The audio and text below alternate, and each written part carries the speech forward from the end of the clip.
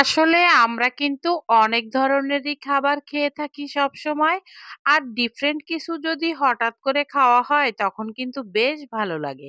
তো দেখুন বন্ধুরা, আমি কিন্তু মহিষের মাংস কিনতে চলে এসেছি কোথায়? একটা বাজারের ভেতরে, এবং এখানে কিন্তু আমি মহিষের মাংস কিছুটা কিনে নিলাম। তো এখন আমি বাসায় এসে এখানে আমি কিন্তু একটা কড়াই নিয়ে নিয়েছি। আর মাংসটাকে ভালোভাবে ধুয়ে আমি এটা রেডি করে ফেললাম। তো এখন আমি রান্নাটা শুরু করব। তার আগে আমি এখানে পেঁয়াজ কুচি পরিমাণ মতো দিয়ে দিলাম। তো এখানে আমি কিন্তু হাতে মেখে আমি মহিষের মাংসটা কিভাবে রান্না করেছি এটাই আজ শেয়ার করব। দূরে ও কাছের, দেশে ও দেশের বাইরে থেকে যে সকল বন্ধুরা এই মুহূর্তে আমার ভিডিওটি দেখছেন, তাদের সবার প্রতি রইল অসংখ্য অসংখ্য কৃতজ্ঞতা ও ধন্যবাদ। আর হ্যাঁ, আসসালামু আলাইকুম বন্ধুরা, সবাই কেমন আছেন? নিশ্চয়ই অনেক অনেক ভালো আছেন। আর এখানে আমি কিন্তু আদা পেস্ট, রসুন পেস্ট সব পর্যায়ক্রমে দিয়ে দিচ্ছি। আর সাথে দিয়েছি গোটা গরম মসলা।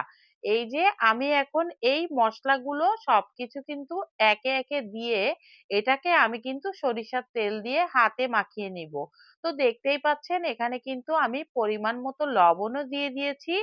তো এখন এখানে আমি কিছু পরিমাণ মতো ২ চামচ হলুদের গুঁড়ি ও আমি এখানে ৩-৪ চামচের মতো লাল মরিচের গুঁড়া দিব। কারণ এটা কিন্তু একটু ঝাল ঝাল রান্না করব। আর গরুর মাংস রান্না তো আমরা প্রায় খেয়ে থাকি। মহিষের মাংসটা একটু ডিফারেন্ট রান্না তো করতেই হবে, তাই না বন্ধুরা? তো চলুন দেখি আমি এটাকে কিভাবে ম্যারিনেট করে রান্না করি। এখানে আমি কিন্তু একটু জিরার গুঁড়ি ও গরম মসলার গুঁড়িটাও দিয়ে দিলাম। আর হ্যাঁ, আশা রাখি ভিডিওটি আপনাদের কাছে অনেক ভালো লাগবে। তাহলে চলুন দেখি কিভাবে রান্নাটা করি। এই মুহূর্তে আমি কিন্তু একটু সরিষার তেলও দিয়ে দিচ্ছি। এখন কিন্তু আমি পর্যায়ক্রমে এটাকে সব মসলার সাথে হাতে মেখে এটাকে রেডি করব। আর হাতে মাখা মাংস রান্না করাটা কিন্তু বেশ মজা লাগে। যেকোনো মাংসই যদি আমরা এভাবে হাতে মেখে রান্না করি তাহলে কিন্তু বেশ ভালো লাগে। তো চলুন দেখি আমরা এখন কিভাবে রান্নাটা করব। হ্যাঁ, কিছু সময় কিন্তু মেরিনেট করে রেখে দেব। কিছু সময় পরে আমি কিন্তু রান্নাটা বসিয়ে দিব। তো চলুন দেখি, লেটস গো।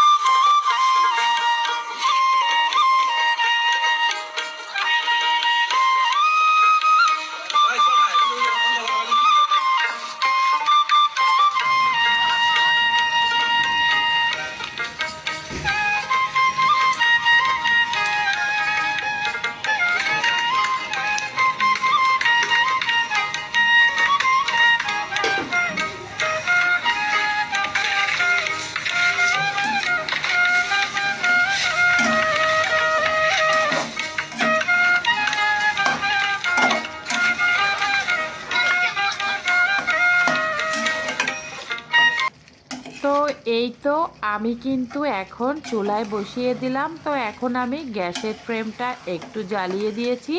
তো এখন আমি বেশ কিছু সময় একটু রান্না করে নেব। মশলায় কিছুটা কষিয়ে নিতে হবে। তো দেখতেই পাচ্ছ বন্ধুরা, এটা কিন্তু এখন গ্যাসের মিডিয়াম, লো টু মিডিয়াম আছে কিন্তু রান্না হচ্ছে। তো এই তো কিছুটা সময় পরে আমি আবার দেখিয়ে দিব। তো এই যে আমি এখন কিন্তু একটু দেখে নিব। তো মাংসের গায়ের পানিটা একটু কিন্তু শুকিয়ে আসলেই কিন্তু আমি এটাকে ভালোভাবে একটু নেড়েচেড়ে মিশিয়ে দিচ্ছি। তো দেখো কতটা ইয়ামি লাগছে দেখতে। এখনো কিন্তু ভালোভাবে মশলাটা দিয়ে কষানো হয়নি।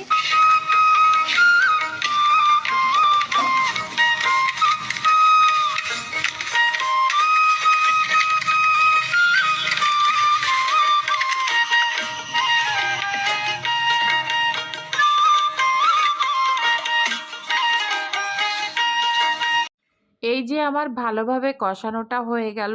এখন আমি পরিমাণ মতো কিছুটা পানি দিয়ে দেব। এখানে আমি 1.5 মগের মতো পানি দিয়ে দিয়েছিলাম। তো দেখতেই পাচ্ছ আমি কিন্তু এই পানিটা একটু গরম পানি দিয়েছি, যাতে আমার একটু তাড়া ছিল রান্নার।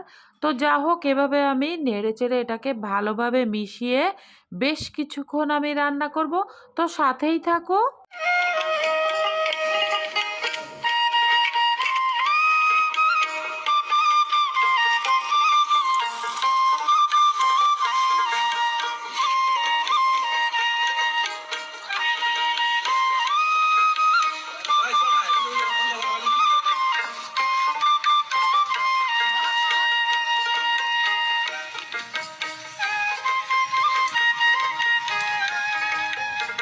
তো এই তো বন্ধুরা, দেখুন আমার রান্নাটা কিন্তু হয়ে আসছে। এখন আমি মাঝে মাঝে একটু নাড়াচাড়া করে দিচ্ছি।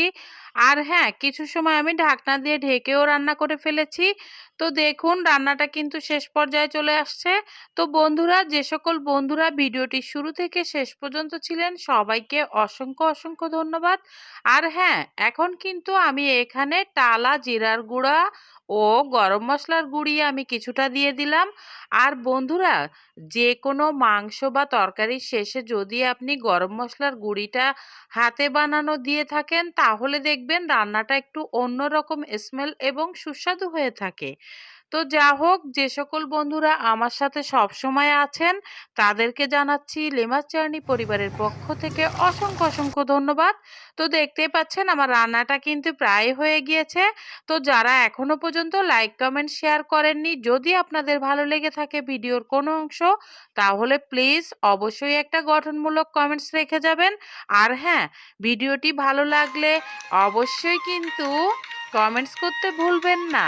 আর এভাবে একবার হলেও মহিষের মাংস রান্না করে খেয়ে দেখবেন, সেই স্বাদ সেই মজা হয়েছিল। তো এখন আমি একটা ডিশ বলে পুরো রান্নাটা ঢেলে নিলাম। এখন আমরা কিন্তু পরিবেশন করব। তো দেখুন কতটা ইয়ামি ইয়ামি লাগছে। বন্ধুরা, ভালোবাসা দিলে কিন্তু ভালোবাসা মেলে। তাই যে সকল বন্ধুরা আমার পরিবারে আসেন, আমি কিন্তু আপনাদের কমেন্টস ধরে সবসময় আপনাদের পরিবারে যাওয়ার চেষ্টা করি। আর হ্যাঁ, সবাই সবার ভিডিও না দেখলে কখনোই আমরা কিন্তু এই পথে বড় হতে পারবো না। আল্লাহ হাফেজ।